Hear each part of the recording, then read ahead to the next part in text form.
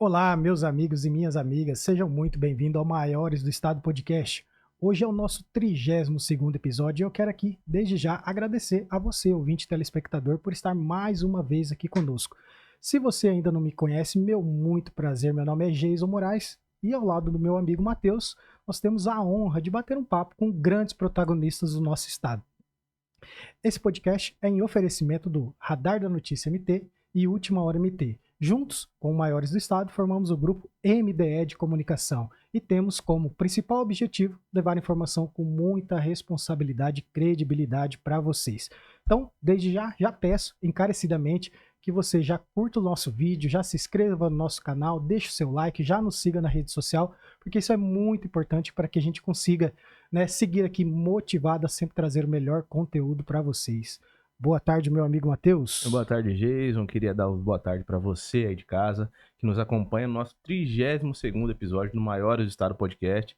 Hoje estamos aqui com uma grande personalidade política, como sempre é de habitual, trazemos para você aí de casa. Como o Jason já falou, não se esqueça, se inscreva no nosso canal, Maiores do Estado Podcast, que é muito importante para a gente seguir trazendo informação com credibilidade para você. E hoje estamos aqui, Jason, com uma grande personalidade política do estado de Mato Grosso. Matheus, ele que é um dos maiores do estado, é pai, esposo, cristão, flamenguista, patriota, conservador, formado em matemática e direito, foi policial rodoviário federal, professor, ex-senador da República, eleito em 2018 deputado federal, com mais de 82 mil votos, Matheus, e em 2022 reeleito pelo estado de Mato Grosso. Estamos falando dele, José Antônio dos Santos Medeiros, mais conhecido como José Medeiros. Seja muito bem-vindo, deputado. Eu agradeço muito o convite, Matheus, Jason. Uma satisfação estar aqui e deixo meus cumprimentos aqui para todos do podcast. Uma grata satisfação estar aqui conversando com todos. Para nós, né, deputado Matheus, é uma honra ter o senhor aqui, uma satisfação muito grande. O senhor que é uma grande personalidade política, né? Então tenho certeza que os nossos telespectadores vão ter uma boa história aí para ouvir hoje nessa tarde. Uma boa conversa, né, Jason? Com certeza. E, deputado, como é de habitual aqui nos nossos episódios, né? A gente conversa um pouco com os nossos convidados para saber também um pouco do pessoal de cada um, né? E eu gostaria de saber aqui, Jason, perguntando na primeira pergunta para o deputado, onde o senhor nasceu? Como foi a infância do deputado José Medeiros? Olha, eu nasci em Caicó, né? Mas acho que era para ter nascido na Suíça, porque eu tenho uma teoria que o vento bateu ali e me jogou ali naquela ponta do Rio Grande do Norte, né? Porque eu gosto muito de frio. Rio Grande do Norte faz calor, vim pra cá faz calor, né? Mas eu gosto de frio. Então eu acho que eu sou um trans-suíço. Mas falando sério, eu nasci no Rio Grande do Norte, em 1970, um local que fica ali na divisa com a Paraíba, muito perto de Campina Grande, a 350 quilômetros ali de Natal. Mas vim criança, vim com 3 anos de idade. E só fui voltar lá no Rio Grande do Norte já quando eu era senador, já com quase 50 anos de idade. O senador Garibaldi Alves me convidou para ir lá, o então deputado Mota, hoje ele não está mais como deputado, mas encontrou alguns parentes meus lá e eu fui. Mas me considero mato-grossense porque cresci aqui, o meu sotaque é praticamente daqui, né? Tem algumas nuancezinhas por causa da família, mas me considero mato-grossense. Deputado, e como que foi essa vinda para o senhor, né? Nasceu lá em Caicó, no Rio Grande do Norte. Como que o senhor veio parar aqui no Mato Grosso? Então, eu me identifico... Quando eu era criança, minha mãe escutava muito aquela música do Luiz Gonzaga, Triste Partida, né? E chorava. Porque o nordestino é o seguinte, ele tem aquela coisa de um apego à terra que é uma coisa de louco. Minha mãe nunca esqueceu de lá e ela falava sempre em voltar. Meu pai é que não queria voltar. Mas no início da década de 70, final da de 60, uma seca muito grande. E a mortalidade infantil ali era muito forte, por N motivos. Falta de saneamento, falta de tudo, né? Faltava água e meus pais, meu avô tinha um pequeno sítiozinho, mas pequeno mesmo. Mas só que as criações morreram todas, e aí o que ocorreu? Meus irmãos nasceram nesse período aí. Morreu minha irmã, depois morreu meu irmão. E meu pai falou, não, se ficar aqui, o outro vai morrer também, né? E aí foi que colocou os trens, as coisas em cima de um caminhão, né? Era uma mudança grande. O inventário eu sei até hoje. Era um... Eu até não sei, até hoje eu não sei porque que meu pai trouxe aquela, mas era uma chapa de fogão, um ferro e 2 pratos de esmalte, né? Era isso. E viemos com essa mudança toda pra cá. Meus avós já estavam aqui no Mato Grosso e foi morar na zona rural ali de Rondonópolis, né? E aí fazia assim, naquela época plantava roça de toco. Meu pai e meus tios derrubava, plantava, era a meia com o dono da terra, né? E aí ia sobrevivendo assim. E foi essa a história. Meu pai, infelizmente, faleceu ano passado, mas foi um herói. Meu pai, ele não sabia ler, mas é uma das figuras, assim, mais sábias que eu conheci. E ele tinha na cabeça o seguinte, eu tinha que ir para a cidade para estudar, porque ele reputava que toda aquela dificuldade que a gente passou é porque ele não tinha tido condições de estudar, de galgar.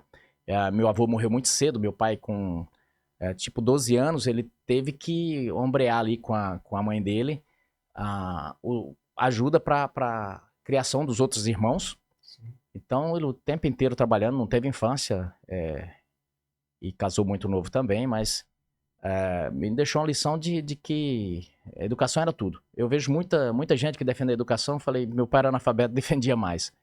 Ele fez. E aí eu acabei que não tendo uma infância completa com meus pais, né? Porque aí eu fui para casa de um tio meu estudar, que eu considero como pai também, porque ele que me criou. Aliás, 2 tios meus se sombrearam ali, porque também não tinham não tinha muito recurso, mas se criar uma criança a mais não é fácil, né? Mas esses tios que me deram educação, e enfim, trabalhei de tudo que se possa imaginar na cidade, desde vendedor de refresco, picolé, pastel, essas coisas todas. Depois comecei a trabalhar na construção civil, já aos 13 anos. Naquela época, criança podia trabalhar. Auxiliar de mecânico. Eu falo que eu tenho mestrado em auxiliar de serviços gerais, né? E trabalhei na parte agrícola, vendendo peças depois, também de auxiliar de mecânico, depois auxiliar de funileiro, depois funileiro. É a única profissão mesmo que eu tenho. Eu virei foi funileiro, lanterneiro, né? E depois fui trabalhar como professor, né? E aí, ali pelos 20 e poucos anos, 23 anos, passei no concurso da Polícia Rodoviária Federal. Fiquei lá até aposentar, né? E acabei por essas coisas do destino vindo para a política, mas não era bem essa não era esse o que eu tinha em mente, né? A intenção ali no momento. E deputado, mesmo com toda essa infância, né, com a batalha sendo gigante, né, uma luta aí a cada dia, o senhor se formou aí em matemática e direito, né, e também atuou como policial rodoviário federal. Como isso te influenciou na vida pública do senhor e também na área política? Então, o curso de matemática tem que ter um parafuso solto, né, para fazer matemática. Eu vou ter que concordar. Então, o que acontece? Não sobrava muita coisa. Eu era um transintelectual também, porque eu queria fazer, na verdade, o ITA, né? O ITA, a USP, o Unicamp, Fundação Getúlio Vargas, quer dizer, qualquer coisa que... Porque eu fazia aqueles exercícios do ângulo naquela época, e vinha sempre o exercício com etiquetinha, né? De alguma faculdade. Eu queria fazer, na verdade, era um curso ali não daquela faculdade. Mas eu reprovei em todas. Então, eu não passei... acabei não fazendo a FUVEST, né? Mas reprovei no ITA, reprovei na AMAN, reprovei na SpaceX, reprovei na ESA, então não dava. Acabei passando na UFMT e não tinha muita opção em Rondonópolis. O nome do campus lá era até meio... chamava CUR. Então, eu fiz lá no CUR, acabei fazendo... Era Centro Universitário de Rondonópolis, né? Sim. Mas eu fiz lá... você tinha opção, ou você fazia contabilidade, não era muito chegado em contabilidade, ou você fazia algum curso de humanas lá, tipo história, ou alguma coisa assim, ou biologia também não. E tinha matemática. Eu fui fazer matemática. Enfim. Aí depois fui dar aula, né? A vantagem do curso de matemática é que é o seguinte, você entra no primeiro ano, você está empregado, porque Sim. os colégios ficam procurando professor, e aí eu comecei a dar aula, né? Passei 7 anos dando aula, foi naquela época que professor não recebia, já comecei assim, né? 6 meses sem receber. Mas aí prestei o concurso, passei o concurso da Polícia Rodoviária Federal, e aí casei, acabei casando, casei com a Ruth, que me aguenta até então. E em 2000, começou a se falar muito que a política aqui estava bem desacreditada. Sim. Tinha 2 grupos, aliás, 3 grupos. Tinha o grupo do Bezerra, o grupo dos Campos e o grupo do Dante. Mas acontece que a política tinha chegado num nível de muito parecido com o que é hoje. Assim, a população estava bem decepcionada. E todos os grupos desacreditados. E surgia assim, todo mundo, havia aquela inquietação, olha, tem que alguma coisa nova e tal. E aí foi onde começou-se a estudar lá em Rondonópolis um projeto para se colocar uma coisa diferente na política. E começou a gestar o projeto do Blário. Eu estava totalmente fora da política. Meu ambiente era policial e tal, e eu pretendia investir naquilo.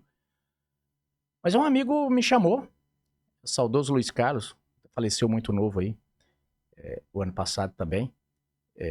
Ele me convidou e falou, Zé, estamos pretendendo aí fazer uma coisa junto com... Surgiu aí, o pessoal tá pensando e tal, vamos trabalhar nisso. Enfim, comecei ali, e aí me chamaram para ir trabalhar na prefeitura. Falou, não, pede afastamento da polícia, vamos pra prefeitura lá, pra gente ajudar nesse projeto e tal. Aí eu fui ser secretário de trânsito. E, na verdade, era um departamento, hoje em dia é secretaria. Estilo CEMOB aqui. Sim, sim. E comecei a ir nas reuniões e tal, e daí a pouco eu tava dentro do partido, e a coisa foi assim. 2006, aí o Blário se elegeu, tal. Trabalhei também lá, elegemos o Adilto, prefeito. Tava eu lá no meio da política. Era PPS, né? Na época era PPS, o Blário se candidatou pelo PPS, o pessoal chamava de Partido dos Plantadores de Soja, né? A gente não entendia nada, não tinha bem essa coisa de direita e esquerda, Sim, mas sim. aqui era totalmente, era chamado de partido reacionário, né? Os mais intelectuais do PPS lá, ligado a Roberto Freire na época, que falava que aqui em Mato Grosso era os fascistas, né? Sim. Mas os caras toleravam, até porque o Blário tocava tudo aqui, elegia deputado federal e tal, e a gente tava no PPS. E quando foi em 2006, o Blário saiu pra reeleição, né? Isso. E eu fui candidato a deputado federal ali, só fiquei em Rondonópolis, a gente não tinha recurso pra dar o estado. E saía com o microfone na rua, uma coisa louca. O bom da juventude é isso, né? Desbravando. Saía com o microfone na rua. Olá, pessoal, tudo bem? Aqui é o deputado federal, aqui é José Medeiros, meu nome é José Medeiros, tô passando aqui na sua rua, se você não tiver candidato, olha, sou daqui de Rondonópolis e tal. Igual o carro da pamonha, né? Carro da pamonha. Aliás, era literalmente o carro da pamonha, porque era um microfone daquele chiado. A vantagem é que, na época, o Percival, aí eu passei, Percival era candidato a deputado estadual, ele me viu com aquele carro, falou, deixa eu ver esse microfone aí. Olhou o microfone, jogou no chão e pisou, quebrou o microfone, falei, caramba, ferrou. E agora? Aí falou pra um cara que tava, falou, ó, arruma um microfone decente pra ele. Mas traz o melhor que tiver lá. E aí, me deu um microfone Shure, enfim, Shure, né? Isso. O microfone, e aí fiquei com som decente, né? E aí foi isso, a campanha quando saiu, eu achei que não ia ter voto nenhum. Eu pensava, ó, se eu tiver 500 votos, né? Achava que 500 votos já era muito. Eu tive quase 10 mil votos, então... aí fiquei ali, o cara famosinho do local da boa votação, né? E aí Pedro Tax foi uma novidade também em 2010, aí já com Mauro Mendes e Pivetta, candidato a governo, e Pedro sai, era um procurador muito famoso, Sim. Saiu a candidato ao Senado. Aí o Zeca Viana desistiu, era o primeiro suplente dele, precisava substituir, o segundo suplente não renunciou, porque falava que ele ia pro primeiro, mas não renunciou, chegou a hora de registrar a candidatura, não tentou, vai tu mesmo, ficou primeiro suplente, Pedro sai governo e eu viro senador da República. Pois. De Caicó ao Senado. E assim, deputado, em 2015, né? O senhor assumiu. Foi. Foi em 2015 que o senhor assumiu para senador. E como que foi esse desafio, assim, né? De uma campanha em 2006 para outra ali. Pois 9 anos depois, senador da República. Senador da República.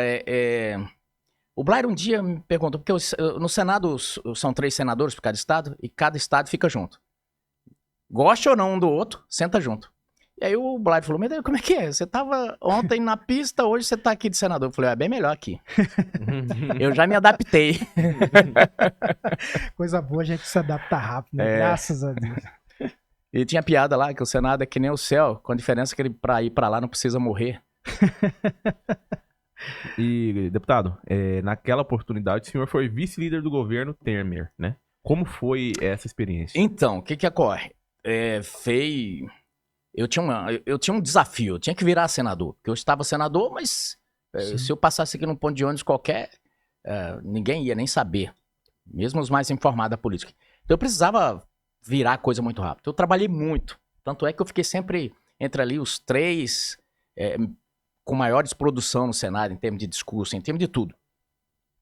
E aí você ganha algum certo destaque ali. Veio o impeachment, trabalhei também muito mesmo durante o impeachment. E aí quando o Temer assume o governo, eu fui convidado pelo líder dele, que era o Romero Jucá, para ser vice-líder. Me apresentou pro Temer e tal. Foi uma experiência muito boa, porque o Temer tinha um trabalho de parlamento muito forte, ele reunia com a gente toda segunda, vamos fazer isso e tal. Era um cara muito organizado. Sim. E aí fui vice-líder dele, e aí tive a oportunidade depois de ser candidato ao Senado novamente, mas por essas vicissitudes eu não consegui chapa para ser candidato. E aí fui para federal, tive a grata surpresa, eu não esperava que fosse me eleger. E acabei tendo 82 mil votos e eu ficava, meu Deus, de onde será que tanta gente? Porque certa feita eu fui no Maracanã, tinha 70 mil pessoas, mas é um monte de gente. Sim. Quando eu imaginava que 82 mil pessoas levantou no domingo para votar em Medeiros, não é possível. Então foi isso, e depois fui reeleito, veio o governo Bolsonaro, e aí eu tinha uma boa relação com o Bolsonaro, e enfim, a gente acabou trabalhando ali muito junto, fui vice-líder dele também. Então foi uma experiência. Agora, a primeira vez em 2015 foi assustador pelo seguinte. Primeiro que eu não tinha traquejo, eu não tinha sido vereador, não tinha sido nem presidente de bairro. Uhum. E quando eu cheguei lá, que eu subi para fazer o primeiro discurso, que eu olhei, tava na plateia caras que eu só via na televisão. Aécio era famosíssimo, tinha acabado de perder para Dilma, mas era o cara que parecia presidente ali, os caras tudo. Aí vinha José Serra, vinha Blairo, que eu via Blairo, assim, esporadicamente, mas de longe, não tinha contato. Mas todas as pessoas muito famosas e o Romário. Então, minha preocupação era o seguinte, tinha uma porrada de ex-governadores, só mestres da política. Assim, qualquer assunto que você tratasse ali, ia ter um especialista. Se você fosse falar de futebol, quem estava lá? O Romário. Então, assim, eu tinha uma preocupação, uma pressão muito grande de, cara, qualquer coisa que eu fale aqui, eu tenho que ter muito cuidado, porque vai aparecer, se um pede uma parte lá e fala... Então, eu estudava demais, estudava muito, para poder... eu precisava representar o Estado. Sim, né? com certeza. Então, uma responsabilidade muito forte. Isso me impressionava muito. Eu fiquei com alguns cabelos brancos ali no início. O senhor tinha informado ali para nós, né? O senhor foi um dos grandes responsáveis ali pelo impeachment da Dilma, né? Eu fui um dos primeiros a tocar nesse tema isso. Lá. E como que o senhor avalia esse impeachment da Dilma ali? Assim, uma autoavaliação do senhor, isso aí foi muito importante para sua carreira.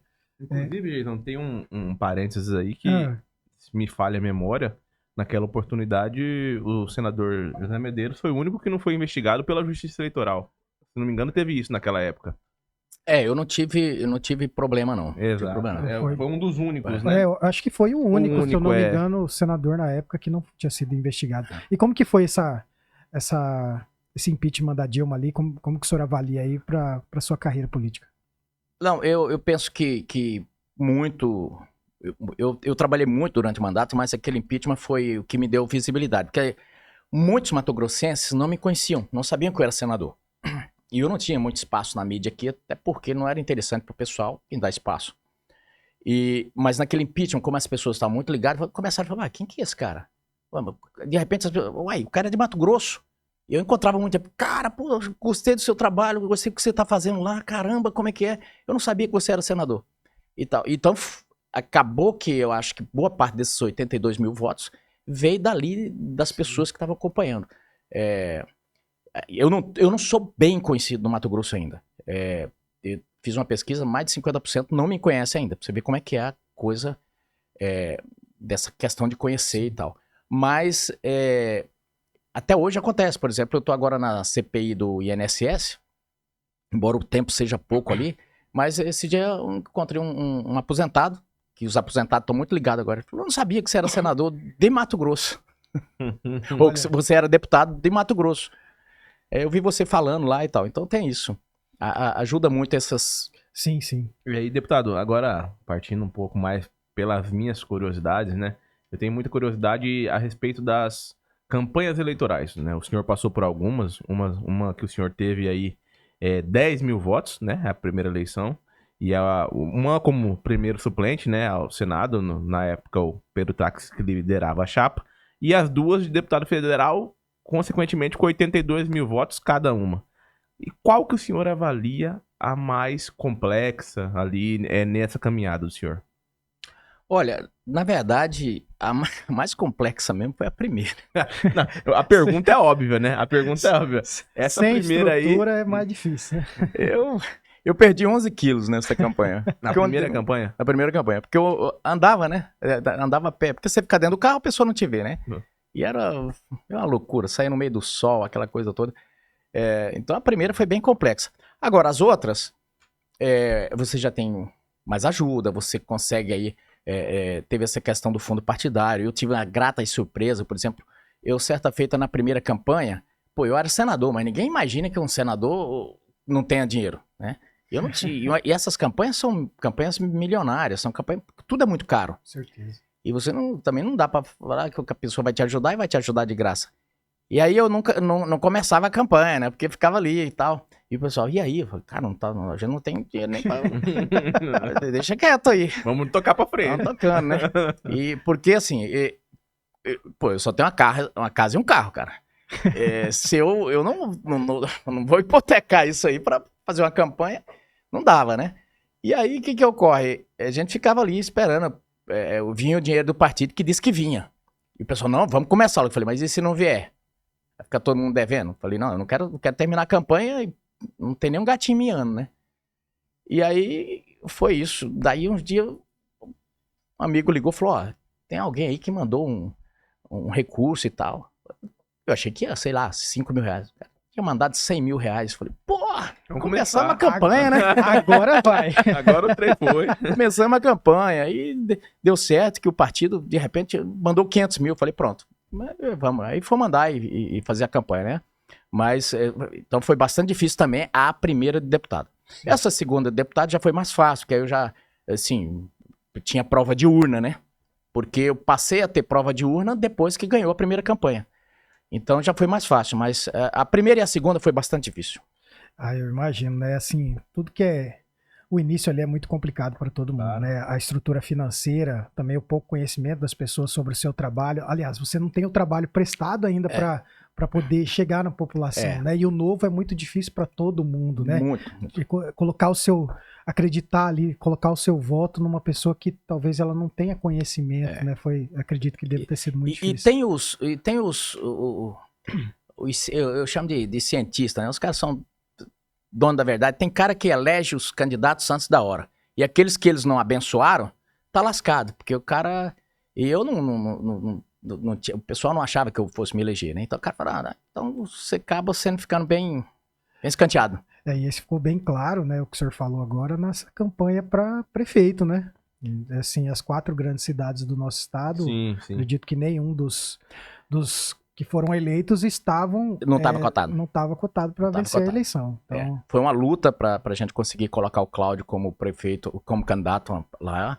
O Sérgio também em Primavera, e a Flávia nem se fala. A Flávia foi uma dificuldade.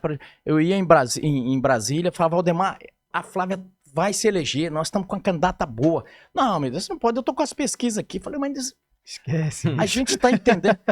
Não tinha jeito. E aí isso ficou muito ruim porque teve impacto financeiro. Porque eu entendo a posição do Valdemar. Ele tem um certo recurso e ele precisa mandar para as campanhas que tiverem mais viabilidade, né? Para não jogar dinheiro no mato. Mas a do Cláudio, a gente acabou sendo muito ajudado pelo Odílio Bobinotti, que nos ajudou muito. Mas se não fosse ele, a gente tinha ficado a pão e água. E aí, o que ocorreu? Aqui em Cuiabá, embora o Abílio a gente tivesse certeza, assim, certeza você nunca tem, mas a gente sabia muito a chance de ganhar.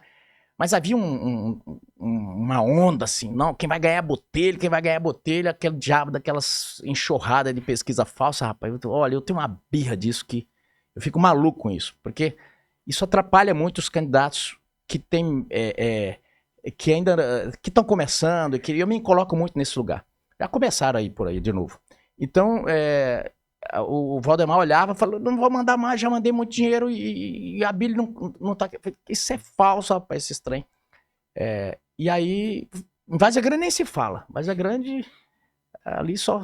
Eu acho que, na minha opinião, agora, expor na minha opinião aqui, deputado, a gente verifica, né, que todas essas candidaturas, né, tanto em Cuiabá como Várzea Grande, a gente tinha uma grande massa política apoiando os candidatos, né, como o deputado Eduardo Botelho, né, o ex-prefeito Calil Baracate, e o resultado das eleições foi oposto.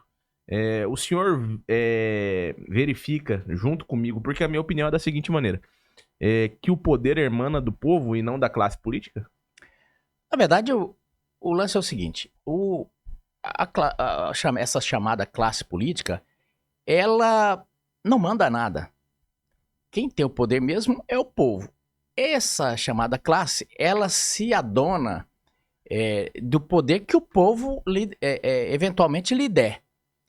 Mas em determinado momento ele esquece que o poder é do povo e aí ele começa a achar que ele tem poder próprio. E aí acaba levando rasteira.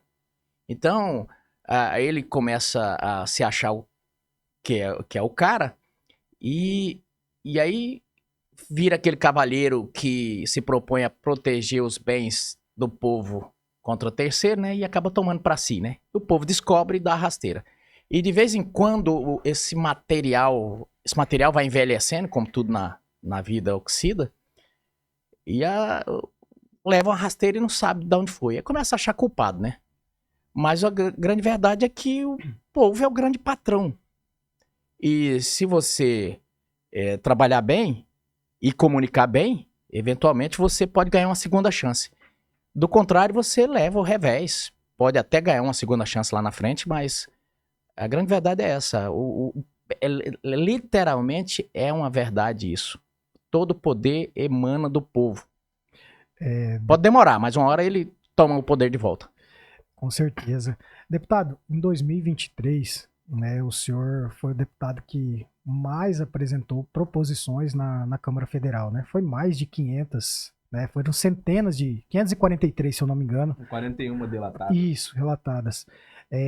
Quais dessas proposições que o senhor, assim, considera aquela menina dos olhos aí do Zé Medeiros? Olha, eu tenho vários projetos ali mas um que eu busco há muito tempo a aprovação é um projeto que se refere ao campo. O que acontece? Se você tem uma propriedade aqui no Brasil, em Mato Grosso, dependendo do local que você tem ela, você só pode utilizar 20% dela. O que eu acho um absurdo sem tamanho.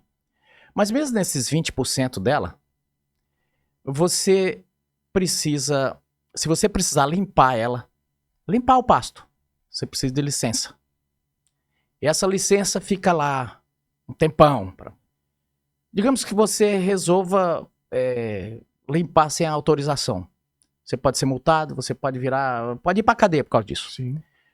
Então eu coloquei um projeto lá, o seguinte, que tirar da reserva legal Se você está cumprindo tudo. Reserva legal é essa parte, por exemplo. Se você está no bioma amazônico aí, 80% tem que ser reserva e você só pode utilizar 20%. Então tá bom. O que eu estou dizendo é o seguinte. Tirar da reserva legal, não me encha um saco. Eu posso limpar ela do jeito que eu quiser. Porque hoje não. Hoje você depende da SEMA, ou do IBAMA, ou do ICMBio, e você fica lá na mão, você fica à mercê de tudo que é diabrura que o Estado possa fazer com você. Até tocar fogo nos seus tratores, em tudo, como sempre fazem aí esse negócio. Então, é um projeto que, embora seja um projeto que não pareça, né, mas ele tem um impacto muito forte na vida de quem mora no campo. Esse é um dos projetos que eu tenho lutado para que ele seja aprovado. Tem vários outros projetos na linha de, por exemplo, da construção de empresas que pegam obras para fazer do poder público. Eu propus um projeto seguinte que tem um seguro. Por quê? Hoje você tem, com as exigências da lei de licitações, você não pode escolher uma empresa notadamente competente. Você tem que escolher a que ganhar ali. O que acontece? Não é que eu seja contrário à transparência e tudo, mas ou à escolha. Mas eu penso que tinha que ter uma certa proteção para quem está contratando o serviço, porque existem as empresas pastel, o cara joga o preço lá embaixo, depois não dá conta de fazer, a obra fica parada, fica anos. Eu, por exemplo, tenho uma obra de uma ponte que eu estava no Senado ainda. A ponte está parada lá em Pochorel, as pessoas agora vai começar o período da cheia, e a obra não, o cara abandona. Então, a minha proposição é o seguinte, que haja um seguro. O cara vai pegar uma obra, tá bom, você tem que pagar um seguro, cara. Você tem que pagar um seguro. Se não der conta, a prefeitura vai usar esse dinheiro daí para poder pagar. Porque hoje o cara faz o seguinte, ele faz o filé da obra e depois abandona. Tô falando que é todos. Mas aí é o seguinte, quem perde? Quem perde não é o prefeito, quem perde é quem tá pisando. Então esse é algum dos projetos só pra gente... Fica um serviço sem eficiência e eficácia, né, deputado?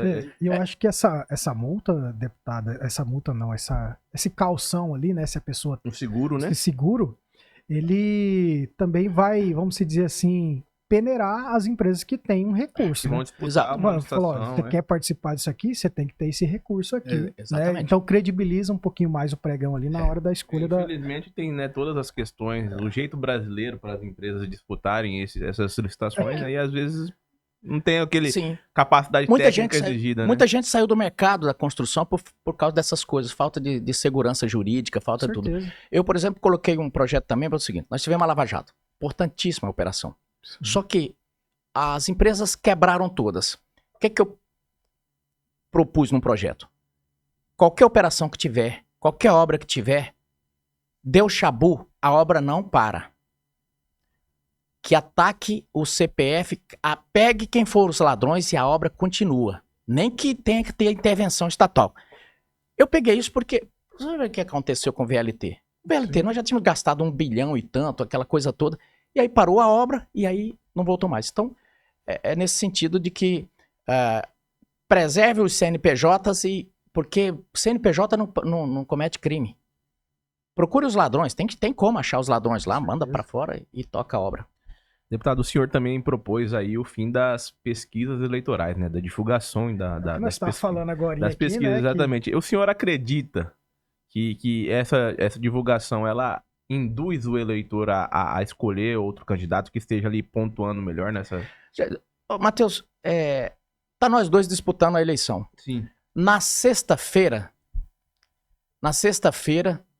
digamos que você esteja na minha frente. Na sexta-feira, quando for sair, quando for divulgar, geralmente divulga a pesquisa, digamos que eu seja um cara bem sem ética, eu vou lá e compro uma pesquisa e põe para divulgar na Globo, lá no negócio.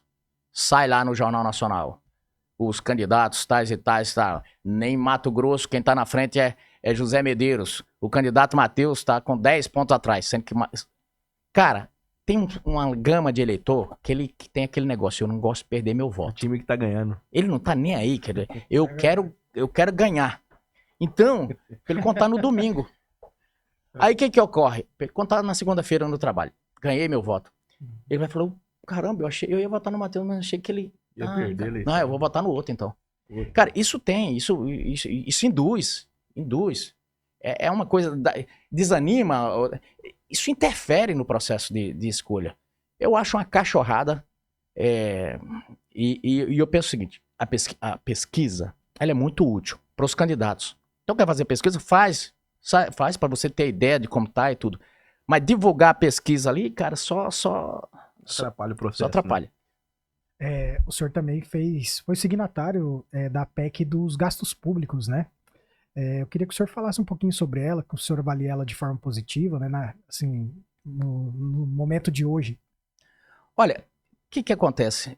Nós estamos hoje numa situação muito difícil no Brasil, porque você veja só, durante a pandemia, o governo Bolsonaro gastou ali beirando 1 trilhão.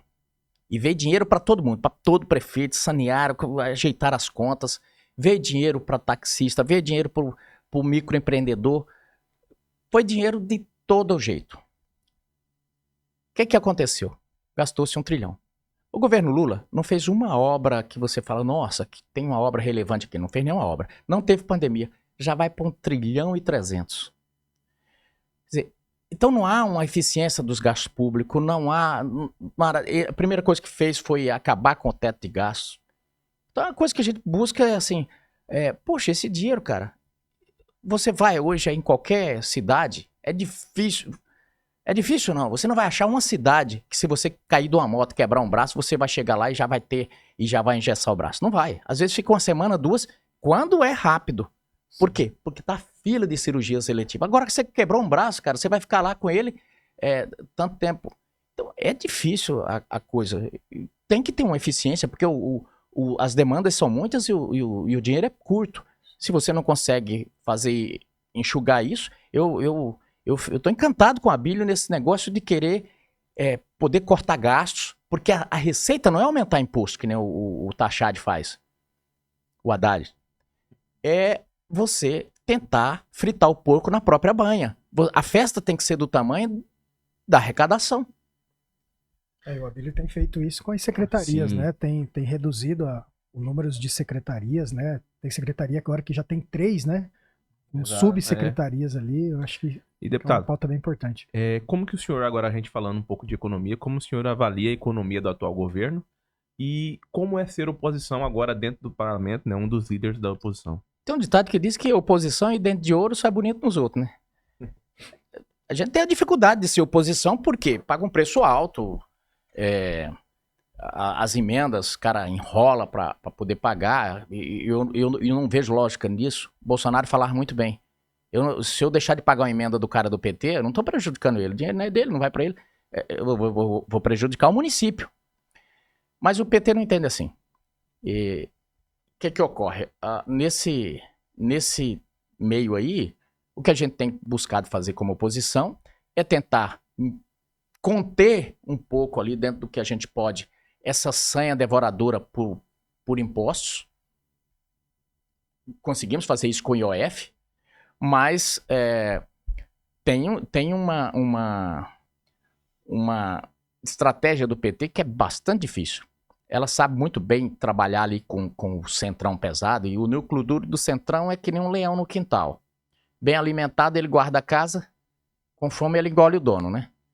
E como o governo do PT não tem palavra nenhuma, não compra palavra nada, está sempre o centrão mordendo no calcanhar deles, né? Mas a gente, às vezes, não consegue ter as vitórias ali, porque assim, a gente não tem a maioria, depende dos votos do centrão. E o governo, eventualmente, gosta muito de regar o canteiro do centrão para poder abocanhar os votos. A gente, nesse momento agora, tem tido uma dificuldade muito grande porque os gastos chegou à estratosfera.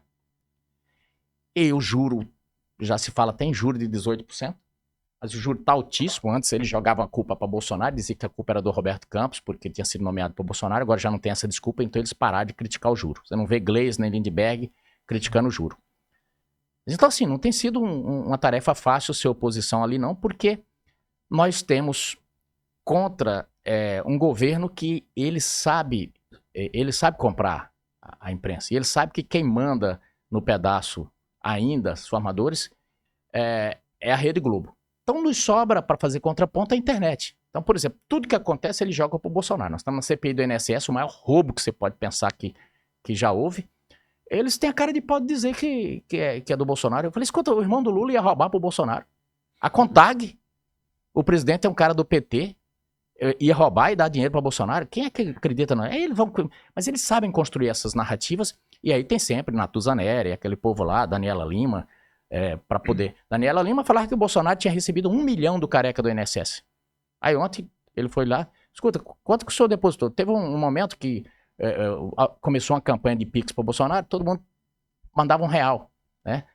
Ele mandou, por acaso ele mandou, e eles descobriram isso. R$1 virou 1 milhão. E a Daniela Lima, que foi demitida da Globo, agora tá aí no UOL, teve a cara de pau de falar. Então, essa construção, há um PT e há um grande PT, né?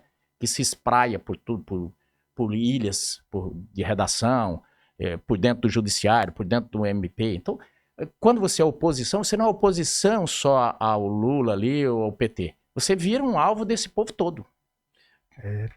Deputado, o senhor, em 2022, né, como o senhor bem disse agora, que a internet, ela é um meio de propagação ali, é um meio de ações, né? Então, assim, em 2022 o senhor teve as suas contas, né, de rede social bloqueadas, né?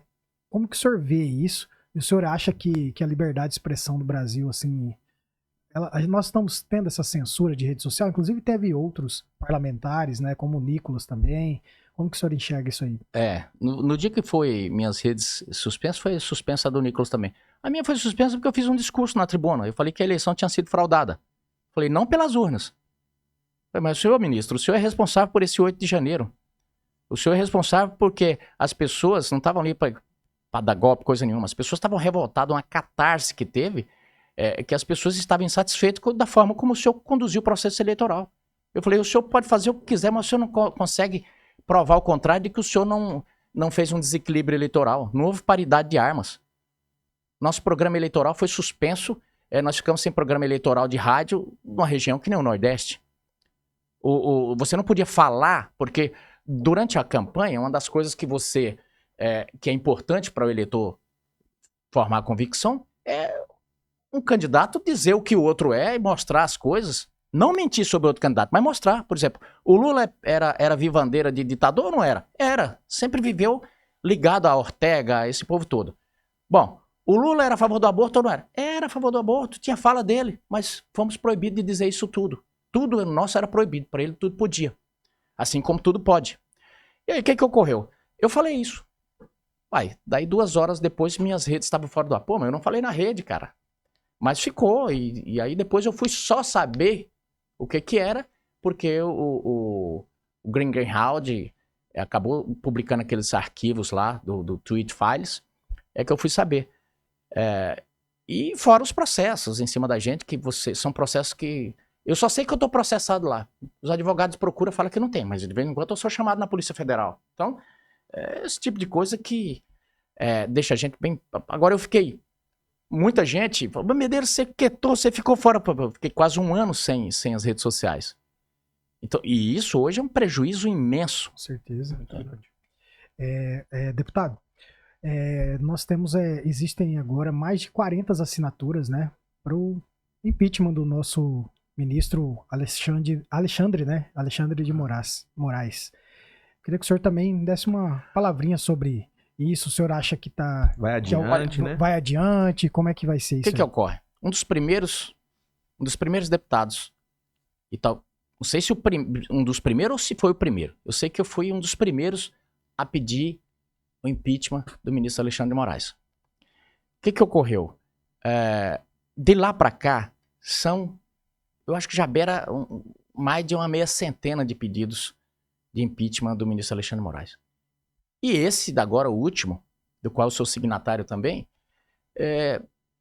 tem mais de 41 assinaturas, aliás, já tem mais de 47 assinaturas, mas o presidente do Senado simplesmente disse que não vai pautar. Isso é uma anomalia, que eu até disse. Falei, olha, eu sou pré-candidato ao Senado e já estou me colocando para ser candidato ao Senado, à presidência do Senado, caso eu seja eleito. Falei, por quê? Porque se não aparecer nenhum candidato para enfrentar o Davi, ele vai ter. Falei, de todo jeito ele vai ter um adversário, porque não é possível que a gente fique refém de uma pessoa só.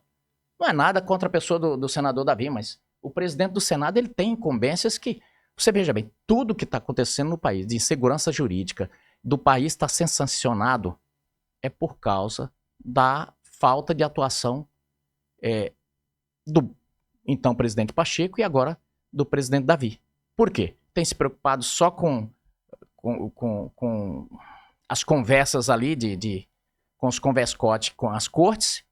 É pela pacificação. Que pacificação? Insegurança jurídica está aí, pessoas presas, gente morrendo nas cadeias sem atendimento médico, a Constituição sendo arrombada a todo momento, um deputado preso porque criticou o ministro do STF, você interferir num processo eleitoral, você tirar um presidente da República porque não gosta dele, você tirar um cara condenado em 2 instâncias na cadeia, num embargo de declaração.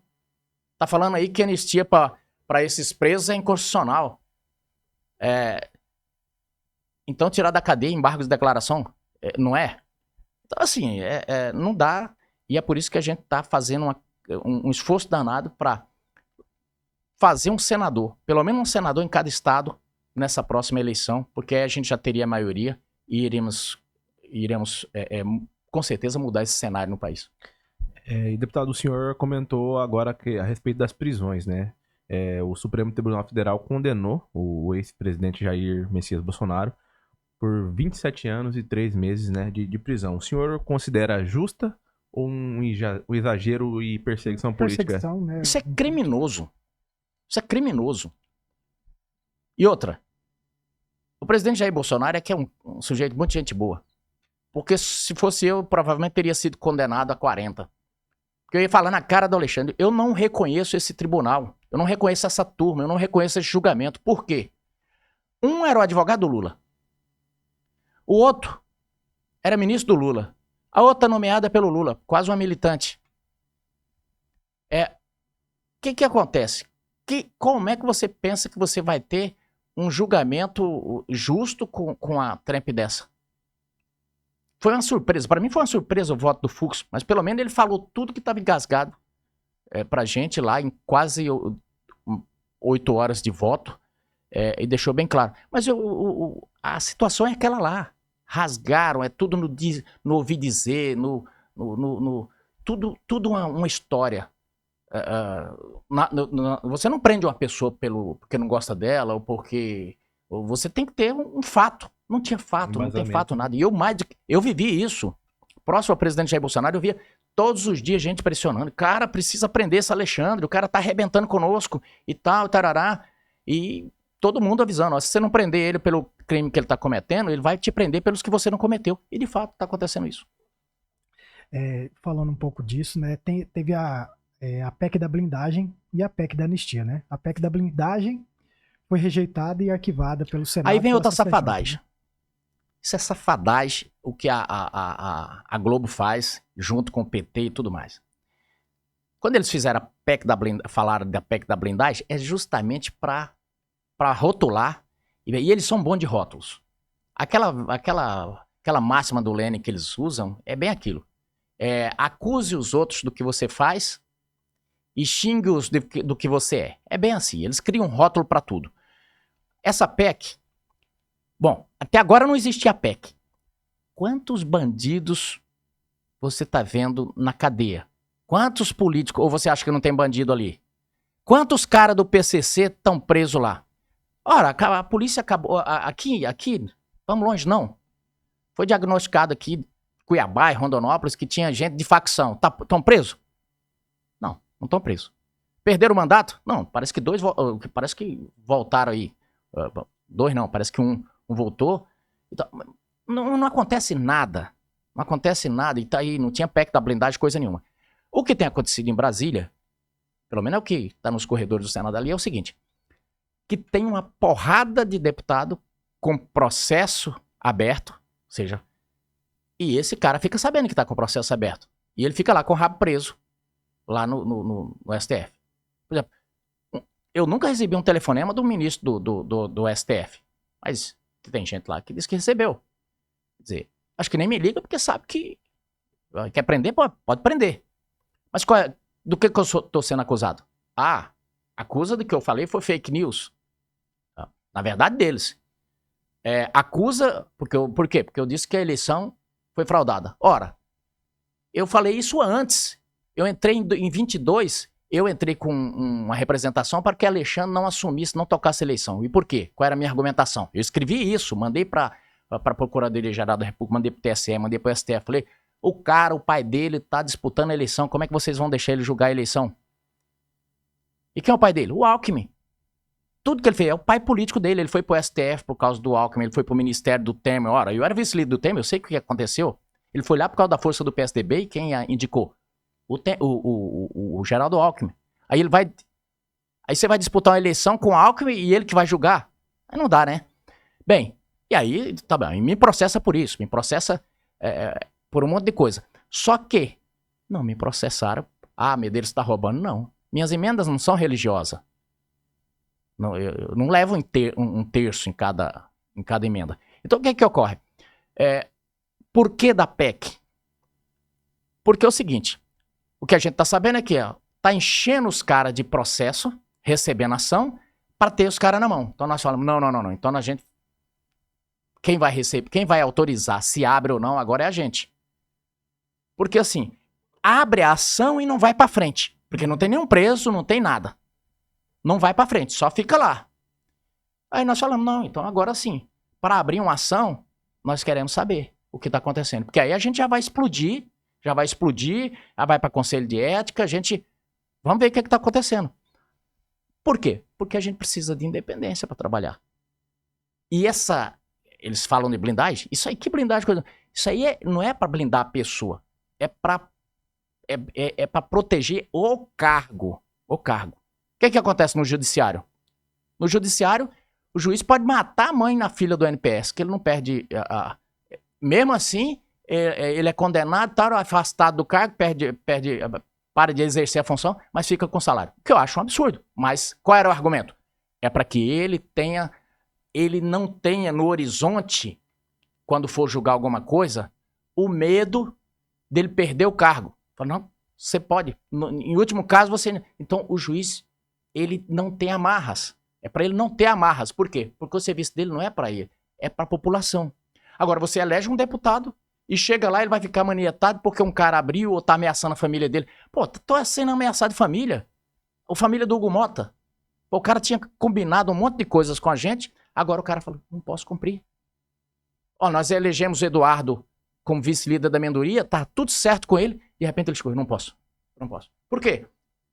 A Polícia Federal baixou lá no município do pai dele. O pai dele não tinha cometido crime nenhum, sobre uma emenda que tinha sido mandada para um outro prefeito e tal. Mas foi lá para quê a Polícia Federal? Para dizer, qualquer coisa. Tá a reunião de líderes, o cara tá combinando uma coisa aqui, atende o telefone, volta branco. Gente, vocês estão vazando isso aqui pro Alexandre? Quer dizer, a que ponto chegamos? Então você precisa colocar freios nisso. Aí o que eles fizeram sabidamente? Falou, estão querendo proteger pedófilo, estão querendo proteger PCC, essa é a PEC da bandidagem. Eu falei, não, se fosse a PEC da bandidagem, com certeza vocês estavam apoiando. Eu falei, se fosse a PEC da bandidagem, seria a PEC do PT, né? Então, assim, criaram essa coisa toda, chegou lá o Davi, espertamente, provavelmente já tinham mandado ele fazer o serviço, pôs na mão do Alexandre, do Alessandro, uma demagogia dos infernos lá, e aí votaram contra. Aí depois teve alguns deputados, gente, eu queria pedir desculpa, porque o meu voto, eu fui enganado, eu tô não sei o quê. Eu me lembrei daquela do Saulo Ramos, que ele falou que pediu pro Sarney indicar colocar o Celso de Mello no STF, aí ele fez uma votação contraditória e ele ligou. Celso, por que você votou nisso aí? Não, sabe, já estava vencido mesmo, né, meu voto não ia interferir, e aí eu queria fazer ali uma moral com a Folha, porque a Folha de São Paulo tinha criticado e tal. Você me entende? Ele falou, eu entendo que você é um juiz de merda. Então, se você vota num sujeito, que o sujeito fica... o cara pode até errar no voto dele, mas ele tem que honrar, ele tem que dizer, não, eu votei por isso e por isso. Eu até digo, você pode defender qualquer coisa, mas justifique. Justifique por que você está fazendo isso. Então, eu tenho dito, votei e votaria de novo. E quantas vezes votaria de novo? Não para proteger o bandido. Proteger o cargo que não é dele, é do povo. E o bandido, a população pode tirar ele quando quiser. Ele vai ser candidato logo em seguida.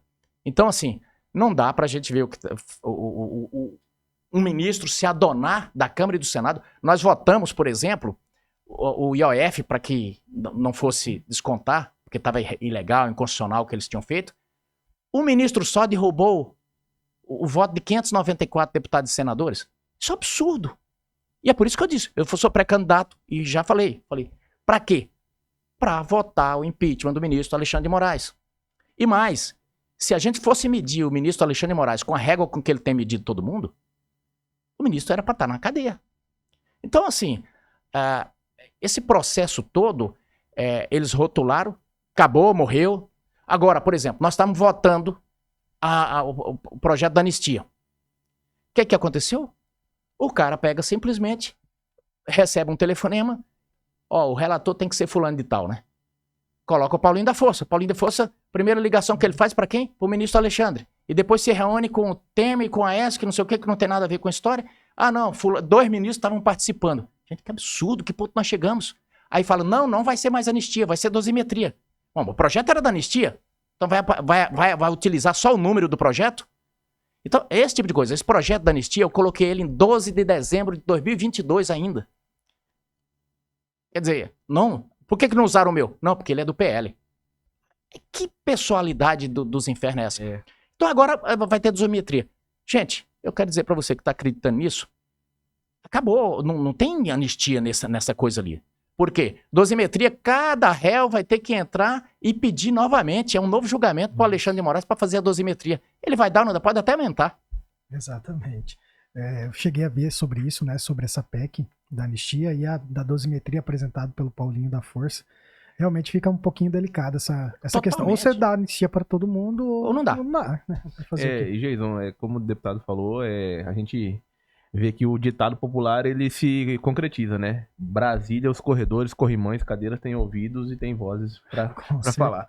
Deputado, terminando agora aqui pro final da nossa entrevista, quais são os planos futuros agora pro deputado federal José Medeiros? Olha, nós estamos pré-campanha já, anteciparam demais isso. O Lula em Brasília antecipou o período eleitoral, aqui também o pau pegou. A gente está visitando os municípios, conversando com as pessoas, falando pela internet e dizendo bem claro, nós queremos uma representação muito forte do estado de Mato Grosso, nós precisamos disso, de uma voz altiva, que realmente represente, que não seja um senador de recado ou que não seja um senador ali para estar só um distribuidor de emendas. Nós precisamos realmente uma representação do estado que possa estar à altura desse novo Mato Grosso. Mato Grosso é uma outra coisa. Mato Grosso está totalmente diferenciado em termos de crescimento no Brasil. Nós temos o eixo da BR-163, quanto as pessoas... aliás, as pessoas não conseguem nem imaginar o nível de crescimento que está Mato Grosso em alguns setores. E a gente, em alguns setores, em algumas regiões do estado. Mas, por outro lado, o Estado precisa se desenvolver também para que a parte política consiga fazer frente a essas necessidades. E, por exemplo, um dos casos que eu cito, uma das broncas minhas com o ministro Alexandre, ele suspendeu a Ferrogrão, já era para ter começado. Quer dizer, ia baixar nossos fretes, ia aumentar a competitividade dos produtos. Agora, hoje não, nós ainda temos um lugar onde toca fogo em máquinas de agricultores, onde a gente vive uma coisa, órgãos ambientais totalmente na base de ideologia. Rondonópolis, um grande fazendeiro, suicidou devido a essas maluquices de órgãos ambientais. Nós somos contra a preservação do meio ambiente? Não. Eu queria que cumprisse a lei. Você tem reserva legal, você protegeu, acabou, não encha mais o saco das pessoas. Mas aqui é um inferno você produzir no estado de Mato Grosso. Então eu quero ser senador justamente para a gente conseguir, com a maioria, mudar esse tipo de entendimento e fazer uma representação do estado de Mato Grosso, onde nós não tenhamos a nossa vida sendo decidida pelos maconheiros que estão... Nada contra os maconheiros aí, viu, gente? Mas pelos maconheiros políticos que ficam bebendo peramanca lá no Leblon, no Ipanema, e decidindo a vida de quem mora em Confresa, de quem mora em Água Boa, de quem mora no seu estado. E, principalmente, para não bater palma para maluco dançar. Porque você tem um político que ele vota ao sabor da popularidade ou não, que é o voto dele, em determinado momento, o seu representante vai ter que dar um voto que seja impopular para o bem do Estado. Agora, se o cara só vive querendo... tá na boa, vamos ver, eu só vou votar aqui dependendo do que a Folha ou a Globo vai elogiar ou não. Então, se você for passar eleger um político banana, tente imaginar. Você contrataria um advogado banana? Um advogado que chegasse na sessão e fica e tal, e não te defende de nada. Você tá aqui pra me defender, cara? Entendeu? Ah, não, porque a Reuters, ou porque a França, ou porque não sei o que, acha bonitinho e tal. Não, eu vou falar o discurso deles e ser contra o Estado. Não. A gente tem que... Agora mesmo, vai ter a COP. Não vai ter nada que preste lá para beneficiar o Estado de Mato Grosso. Vai ser só patifaria. Então, você precisa eleger representante que tenha coragem de fazer esses enfrentamentos. Então, respondendo objetivamente, qual é o seu objetivo? Principalmente, fazer as pessoas entenderem da necessidade e do marco temporal muito importante de 2026, que é eleger gente que tenha coragem de fazer os enfrentamentos que precisam em defesa do Estado e do povo daqui do Mato Grosso. Perfeito.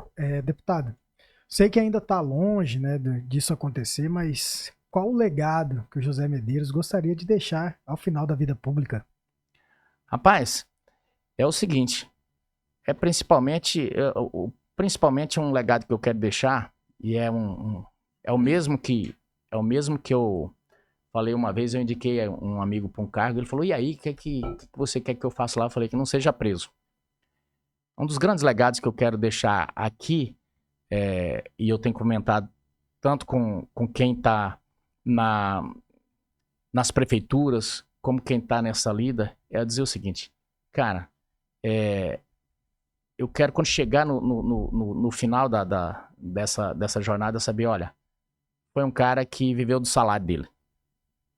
É uma das coisas que isso por si só não deveria ser, eu não considero uma qualidade, eu considero uma obrigação. Mas em se tratando do Brasil hoje, quando a gente vê o que acontece, já é um grande legado. E o resto, um legado de muito trabalho. Um legado que eu acho bacana, que até hoje eu vejo falar do Jonas, era o seguinte, que os caras falavam, olha, o Jonas era honesto e o Jonas era trabalhador. Eu penso que se eu for lembrado como um bom operário, já tá bom demais. Bacana. Deputado, primeiramente eu gostaria de agradecer aqui em nome do Maior Estado Podcast e do Grupo MD Comunicação a presença do senhor, né? Claro que mesmo com toda a agenda apertada, o senhor teve essa oportunidade de ter uma conversa enriquecedora com a gente aqui no nosso 32º episódio. E pedir para o senhor que indique aí uma próxima pessoa para comparecer aqui no Maior Estado Podcast e uma mensagem para os nossos ouvintes. Eu queria indicar o Shrek, né? Vocês já entrevistaram ele, não, né? Nosso querido Abílio. Nós entrevistamos ele, né? Ah, vocês já entrevistaram ele? Antes da eleição. Acho que seria muito interessante a gente ver agora para ele poder falar um pouquinho muito mais. Muito bom, muito bom. Agora também tem uma boa indicação. A Coronel Fernanda, eu acho que tem uma boas histórias para contar. Ela que esse dia peitou a Leila lá. Né? Eu falei, Coronel, eu não sei se a senhora tava com muita coragem ou tava querendo suicidar, viu? Porque a mulher tem 2 metros de altura e batia numa bola 120 por hora, né? Verdade. Aí depois o pessoal falou, a Leila deu uma aloprada comigo lá esses dias, né? O pessoal falou, meu Deus, você ficou quietinho. Eu falei, lógico, eu gosto da minha cabeça em cima do pescoço. Deputado, agradecer o senhor, né, Jason? Com certeza, deputado, a gente quer agradecer o senhor aqui mais uma vez. É uma honra e uma satisfação muito grande ter o senhor aqui. Saber que o nosso estado de Mato Grosso está sendo muito bem representado pelo senhor lá no parlamento, né? Uma pessoa de muita coragem, de muito respeito, né? Então, aqui é a nossa gratidão, né, pelo senhor. E sabe que nós estamos sempre aqui à disposição, aquilo que nós pudermos auxiliá-lo, né, com a nossa mídia aqui, a nossa comunicação. Sinta-se à vontade, sinta-se em casa. Eu agradeço. Aqui é o Estadão do Bem, né? Com certeza. Então é isso. Agora agradecer a vocês, telespectadores, nossos ouvintes. Nosso muito obrigado. Deus abençoe vocês. E, Matheus, temos quando que esse episódio vai ao ar? Pessoal, esse episódio ele vai ao ar semana que vem. Fiquem ligados, vai estrear aí as nossas entrevistas agora aí no nosso novo projeto, né, Jason? Com certeza. Vem novidades por aí. José Medeiros é só mais uma delas. Tenho certeza que nós estamos preparando o melhor material, o melhor conteúdo jornalístico para vocês. E não se esqueçam, sigam o nosso canal, Maior Estado Podcast, siga lá, Última Hora MT, Radar da Notícia MT, e se inscreva no nosso canal, que é muito importante para a gente continuar trazendo esse serviço com credibilidade e responsabilidade para vocês aí de casa. É isso, galera. Turma. Um grande abraço para vocês. Fiquem com Deus. Até mais. Valeu. Valeu.